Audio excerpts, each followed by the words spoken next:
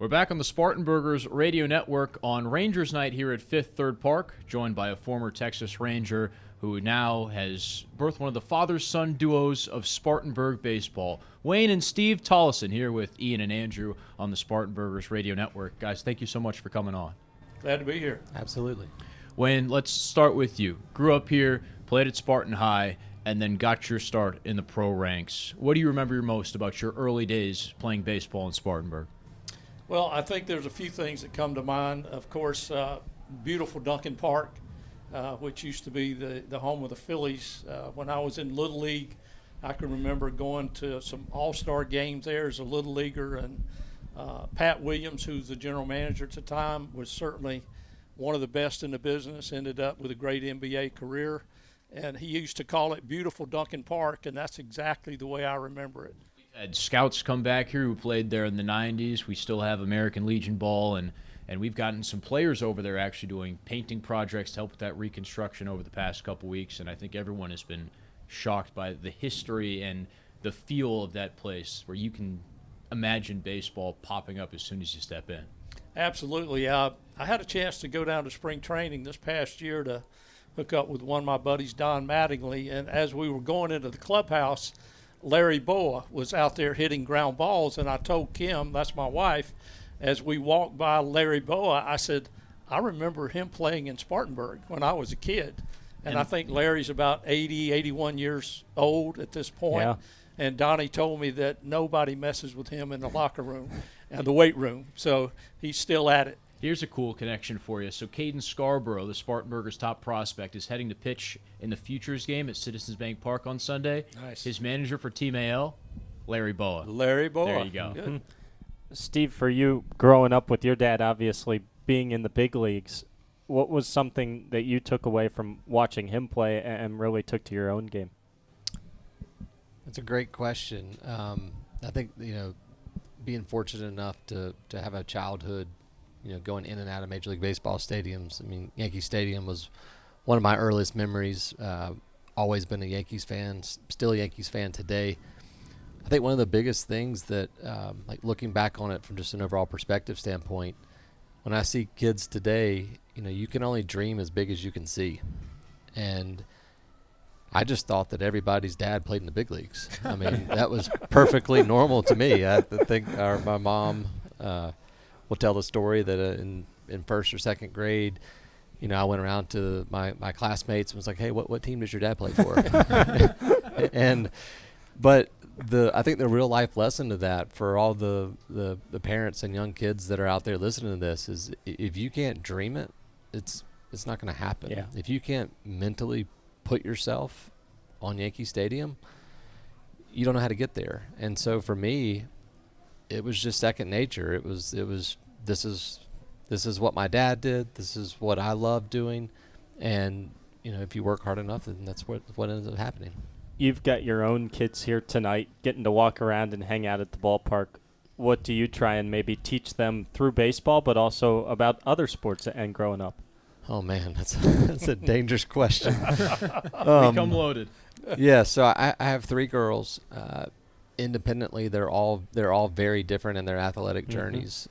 My oldest daughter Claire plays tennis. My middle daughter Sarah has gotten into golf, and my youngest daughter Caroline is just into a little bit of everything.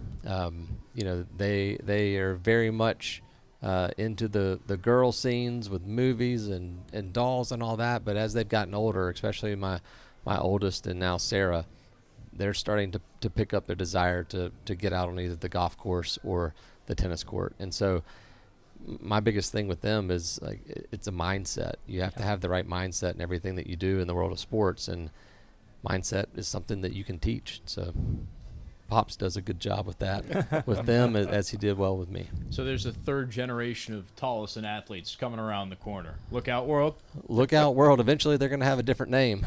So, but there's definitely some athletic genes in there that my man over here passed down. We can cross that bridge when you get to it. Yeah. We got the first two generations, Wayne and Steve Tolleson, with us on the Spartanburgers radio network. So, Steve, you followed in your dad's footsteps on the pro baseball. But high school-wise, you went to Dorman High School. Is there a bit of a rivalry between you guys when those two meet up?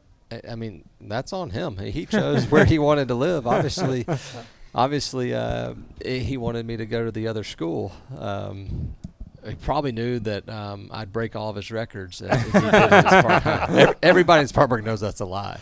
But actually, when we were walking up here, I don't think Dad saw him, but we saw Jeffrey Stevens here tonight. And, what a program that Spartan High has. Dorman, I mean, the fact that both of those schools are 20 and 30 minutes apart, the fact that anywhere I go in Spartanburg, I'm known as Wayne's boy. I'm super proud of that and thankful for that, and they should decorate him all throughout that school. Wayne, for you, I know you got to play back here. Your first year in the minors was up in Asheville with the Tourists. We just went to McCormick Field with the Spartanburgers, now named Home Trust Park. But then the Spartanburg Phillies left, right? And so for you, Steve, what's it like to now see minor league baseball back here in Spartanburg? It's great. I got a chance to play Legion ball at Duncan Park, and then I got a chance to play in the Coastal Plains League, Wooden Bat League, for the Spartanburg Stingers with Brandon McKillop, who's another Spartanburg name here in town as the head coach. And it was wonderful playing here in Spartanburg. Yeah. But to see this, it's amazing to watch Spartanburg flourish with the cranes that you see out in front of you, in front of the ballpark. I think when we zoom out 5 years from now and we look down, the Johnson family had a great vision to help have this stadium placed here with all the many partners involved, I'm sure. And I think Spartanburg is going to be much better for it moving forward. Steve, after your years at Dorman, you went to USC, played there. You were drafted 5th rounder by the Twins, and draft is pretty close on the clock. Starts tomorrow here in 2026. Wayne, what do you remember about your son's draft day? Another great question. As a college athlete, Steve kind of went to school at South Carolina to leave his junior year. That was kind of the plan. So watching that come together was a true blessing. The actual draft day was probably not exactly what he was hoping for. I know he was drafted in the 5th round, but he was hoping for the 2nd or 3rd round. And if my memory serves me correctly, when they got through the 3rd round, he went and got in his car and started driving around. And I said, well, I'll let you know what happens, And so, 34, 35 minutes later, I'm calling him and say, hey, you're 5th round with the Twins. So as a dad, having been through that myself, I was just thrilled to know that, the Twins thought enough of him to pick him in the 5th round. And then it was really up to him to decide if he was going to sign or go back to school. And as we all know, he decided to sign, and we're just very grateful and blessed for that. And it all worked out. Both of you playing Major League Baseball and now back here in Spartanburg. For you, Wayne, how much has this city changed over your lifetime? Well, I couldn't help coming out here tonight and getting a chance to throw out one of the first pitches along with my son. It was just, kind of a dream come true, because there's, I don't know how many father-son combos there are out there, but they're not that many.